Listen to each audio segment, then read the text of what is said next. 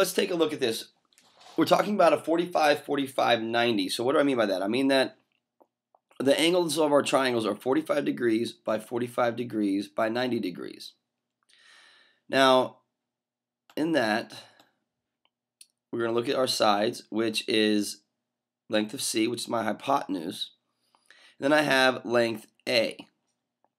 And since it's a 45, 45, then that means that this side and this side are equal. So both of these are going to be the same length. So we have to call them the same name, which is A. So in number 13, they're saying that C is equal to 16 millimeters. Now, what the problem is asking for, it's asking us to solve for the area of the triangle. And in order to find the area of a triangle, we must know the base and the height of that triangle. Well, in this case here, we do not know the base, which is here, okay, which is equal to A. We don't know the height, which is A. But what I want you to look at, I want you to see real quick, is that area equals base times height. So A times, in 1/2, area equals 1/2. And then since my base, which is here on my triangle,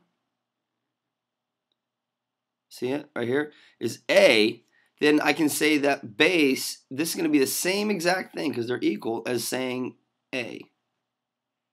And then my height here, if I look all the way over here, my height is going to be found on this leg going up and down, which is also A.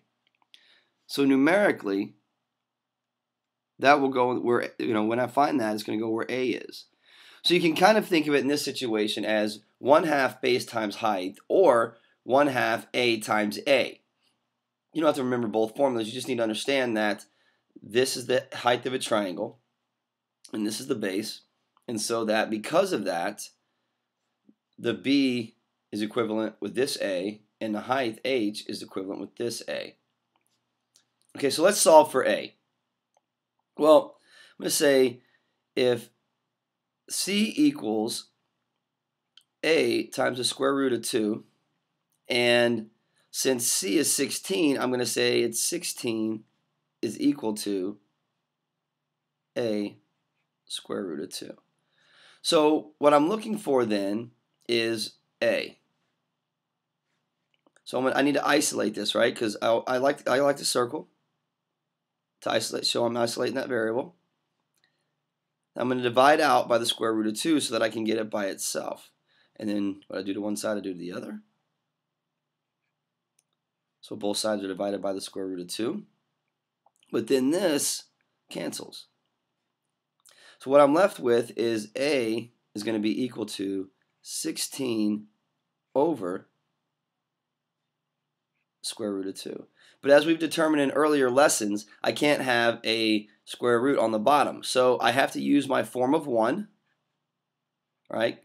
Square root of 2, square root of 2. And I do this, I'm using square root of 2 over square root of 2 is because this is equal to 1, right, if I divide them into each other. So now I'm going to go to my next step, which is 16 times the square root of 2, which is equal to this right here, 16 square root of 2, over, then I have to multiply my square roots. Square root of 2 times the square root of 2 gives me the square root of 4. Okay. So now I know that square root of 4 is equal to 2, right? Because 2 times 2 is 4. So my square root of that, or when I take the square root of 4, it's going to be 2. So then I say A is equal to 16 times the square root of 2 over 2. And now all that's going to be left is to simplify this. And 2 goes into itself once, and 2 goes into 16 8 times, leaving me with 8 times the square root of 2. So I've now determined A. I know that A is equal to 8 times the square root of 2. So what I want to do now is I'm going to end up plugging this in for a. So since a is equal to 8 square root of 2, I'll take that and I'll plug it all the way in over here for this a, which is going to represent my base. And then I'm also going to plug it in again, since 8 square root of 2 is a, I have another a right here.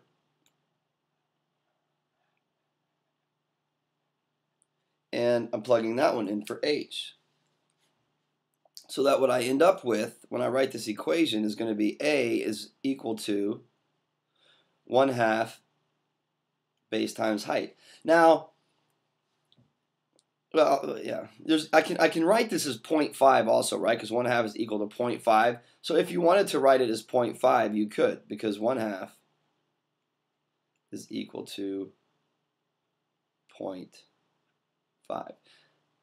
Now, in the case of 1/2, it's not really necessary, but a lot of times in fractions, you may want to convert them to decimal points to make things a little more easy, especially if they're even, if they land pretty clean. So anyway, a equals 1/2 times base, which is a, which is 8 square root of 2. So hopefully you see where I'm getting at. So 1/2 times base, which is a, which is 8 square root of 2.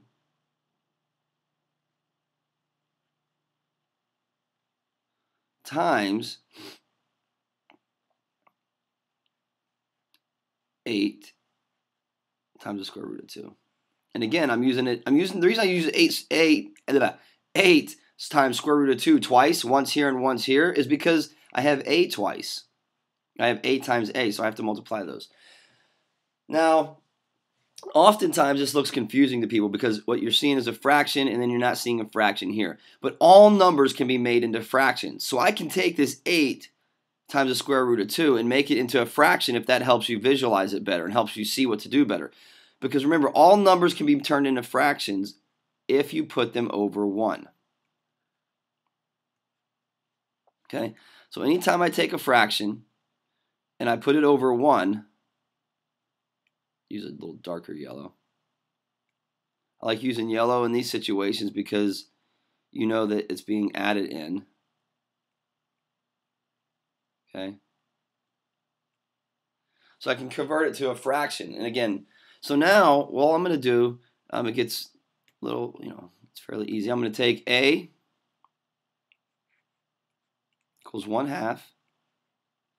And then I take 8 times 8.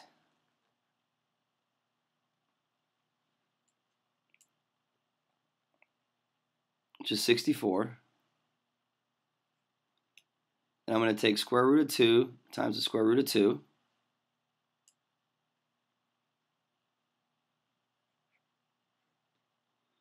Which gives me the square root of 4. Over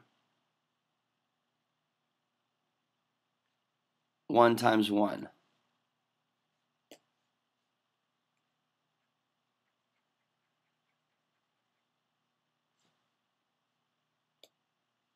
Okay? Over 1 times 1.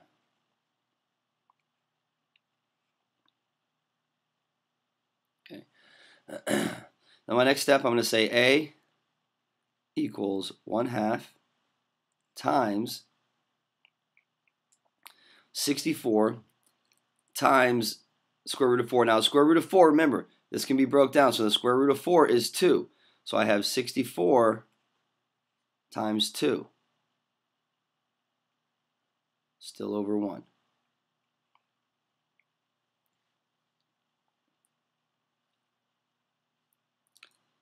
All right, so now as I start to finish this out,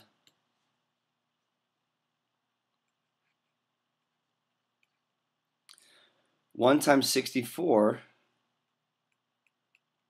is 64, and then 64 times 2 is 128. Okay? Then 2 times 1 is 2.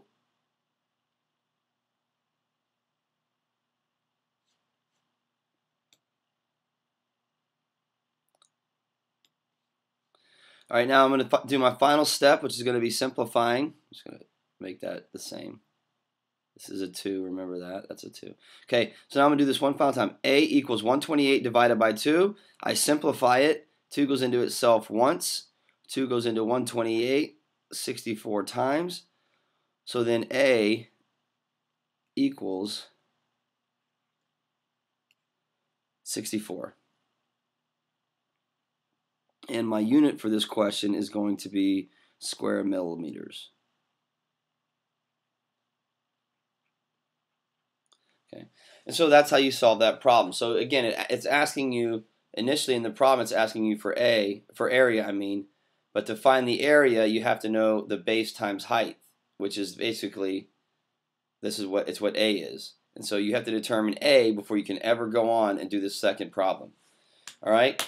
Or the second part of the problem, rather. Okay, so that concludes number 13. Good luck.